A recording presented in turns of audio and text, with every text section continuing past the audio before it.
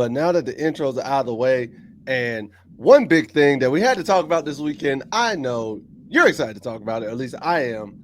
And if any of y'all went out there, tell us how the experience was. But the Practice Like a Pro open practice that happened this past weekend, April 12th, out at Kenan Stadium, the last spring practice for the Tar Heels. And there were some notable things that happened out there. I don't know if you saw, but Bill was out there in the puffer, looking good, looking chilly. And I'm like, Yeah, bro, I mean, it looked like it was a good time. I ain't gonna front. I was looking at it, I was like, bro, I've never seen you wear any more than a sweater in New England, but now you want to wear a puffer. Make that make sense in North Carolina. I ain't like it. I Hey, ain't like it personally. hey, listen, I would say North Carolina cold is a little different than New England cold. I mean, For yeah. some reason, like you understand, like New England cold just gonna be cold, but like North Carolina I don't, is sneaky cold. It's sneaky cold. Like so it's not New England by no means at all. We're not listen. You're not gonna freeze your toes off. it will It's catch two you o'clock. off guard. It will catch you off guard. I will say that. North Carolina cold because we all know you'll wake up in the morning or in the evening, it'll be brisk, just cold. But then in the middle of the day, you gotta take the hoodie off. You gotta take the hoodie off and you're gone. You take the hoodie out. It might be a little warm. In New England, if it's snowing at 8 in the morning, you might as well go ahead and stay inside by 3 o'clock in the afternoon because it's Yeah. up to your knees at that point. But North listen, Carolina's not going to do that to you. It'll be maybe up to your ankles at best, but then it's going to melt down to the bottom of your foot by the afternoon. right there, bro. And I heard there were about like 5,000 people who actually attended the game, about 20 to 25 to 30 legends, including Good Lawrence turnout. Taylor. It's a really LT good was out turnout there for it. too. But I say, hey, even though wifey Oh, made a Bill's pop out on, girl. Hey, Bill's girl she that was made a pop out. stepping. She was stepping on the field. I said, "What you No, out here in these white I'll boots?" admit. Hey, listen, I'll admit the trench coat was fly. Hey, that church coat. Hey, that church coat was fly. I ain't gonna North, lie. the North, hey, Hey, Tar Heel blue trench coat was kind of fly. I ain't gonna hey, lie, helping him with I ain't his gonna mic. front. It was the white boots in my mind because she was stepping in them. I'm like on the field in the white boots. Okay. Listen, she was on the Dolly Parton tip. I'm gonna say she didn't care, or she was committed to football because that's a new grass field. We both know that's a new grass field. So the fact that she's like, I'm walking in these white Tims, and that's what I'm gonna do. These white boots, I'm cool with it. But another thing that a lot of people noticed, and Bill actually addressed this. I don't know if you noticed, but none of the players had numbers or names on their jerseys. Like they had no numbers, they had no Yeah. names. And that's actually been a thing throughout the entire spring session.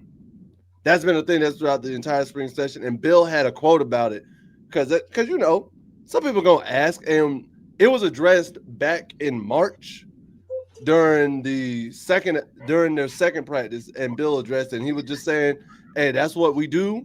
We go out here." I had to write the quote down because I didn't want to forget it. I didn't want to misquote the man. You know what I Right. mean? So he's like, "That's what we do. We go out here and we earn it. The numbers and what color gloves we wear and all that's not as important as doing your job and being responsible and accountable to your teammates and being a good teammate." Our Facts. folk, And I do like I honestly love that kind of system because LSU does it a lot. Because we know how everybody says if you got a single digit number, yeah, you've earned the single digit numbers. You don't get single digits just because you go, oh, I want number two. You don't get number two because you just wanted it. You get number two facts. because you earned that. And I agree with that kind of system because it forces you to have to put in the effort off of off TV, off Yeah, the main. Like yeah. when the stadium's packed full of people, that's one thing. Sure, you're gonna get hype on your own when it comes down to all them people hyping you up. But when it comes down to when you're on the practice field, when it's just you and your teammates, what are Oh, you for sure, doing in that situation? for sure. And that forces you to have to be like that. And I love that. I really do. I love that kind of situation And, because when you got nameless versus nameless, who's going to be the better one?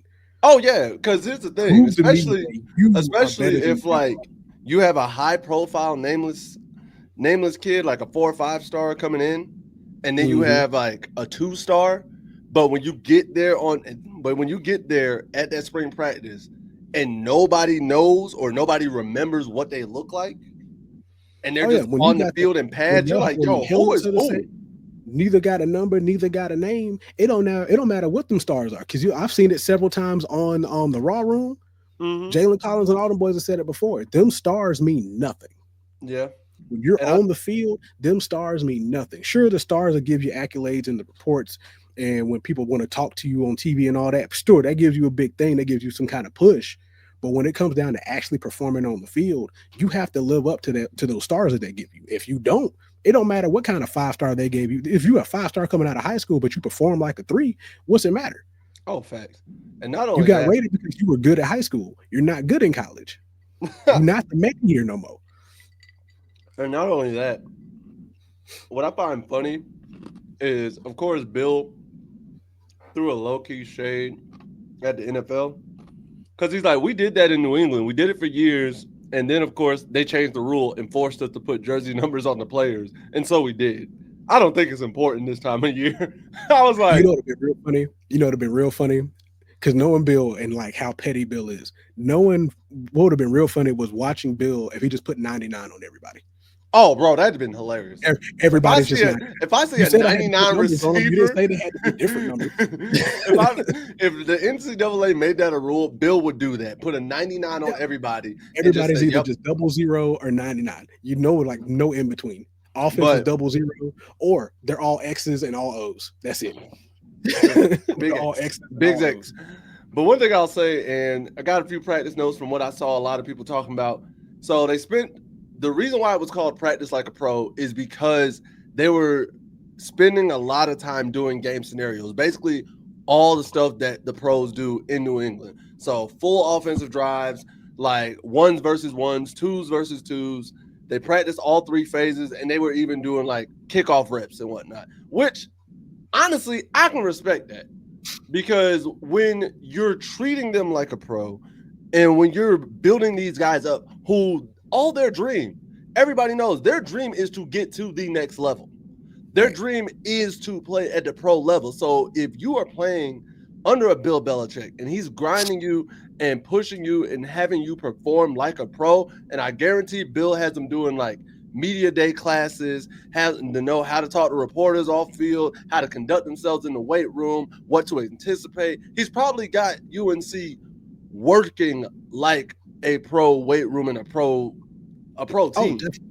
definitely. And so I like the fact that he went full offensive drive, full on defensive drives. I know a lot of people, we love the spring game. It's a tradition with football. I get it. We love it. But think about it this way. In the pros, there is no spring game. Like there really is no, we don't get football like that unless we're talking about the UFL and the XFL. There ain't no And NFL spring and you game may like that. have a scrimmage, but you're not. It's not a televised scrimmage. It's not. It's a joint practice. You have joint practices in preseason between teams, and that's about it. But once again, you're not televising that. Sure, it may be open to audiences at the location they're having it at, but you're Because not bringing media in. You're not doing a whole bunch of extra nonsense. You're not broadcasting these practices. the closest you're gonna get is when they start doing the joint practices with another team, like middle of the summer OTAs and things like that. You know what I Right. Like I mean? said, during That's the closest preseason you're gonna get. OTAs, things like that. And like I said, they're not broadcasting this on live television. It's okay, you may have a couple reporters here and there taking notes of what they saw, but you're not, and you may get a couple of clips here and there that they took from the practice, but you're not seeing the entirety of the practice. You're not sitting there watching these guys compete with each other, because what you're doing is practicing to get better against somebody you're not familiar with. Oh, for sure. And then And that's when it all that. And we already know with Bill's history on how he manages teams off the field, like especially how he manages players off the field. oh yeah. Because we've heard story after story after story of old like Patriots players talking about Bill getting onto their butts about Oh, like he gonna be one dude on was like you. doing donuts in the parking lot one day. Got on him about that. Dude showing up late to meetings and showing up late to practices, speeding to work, Bro, out here that's posting this the, on the internet. that's the funny part. We heard about them stories about players purposely speeding to avoid like the fines that Bill would enforce. So if they missed a meeting, imagine what that's gonna be for these kids. Imagine what some of them have already probably gone through for being late to a Definitely. class, being late to a meeting, being late to a workout, being late to a practice. Bill is no nonsense, and I get it. I will admit, did I not like the man in the NFL? Predominantly just because he was beating everybody and anybody in the way. Exactly. Like that was it. It was never I didn't think he wasn't a great coach. It was never I didn't think he was a great coach, because the man's a phenomenal coach. But that was really it. However, when it comes to running a program, when it comes to running a system and implementing that, Bill Belichick's one of the best. We can't sit here and deny that. And the other thing about the other good example about what Bill's doing is exactly what people are starting to see. Was back to what people were really trying to, what was it, critique and try to make negative of what Deion was doing in Colorado.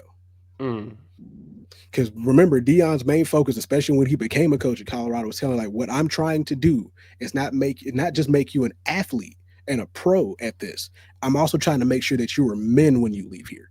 Yeah. I want to make sure that you understand 100. How to work with the media. I want to make sure you understand how to navigate yourself outside of off the field. If you can't navigate off the field, what's the point of me putting you on it? Because Deion even had one dude practicing his speech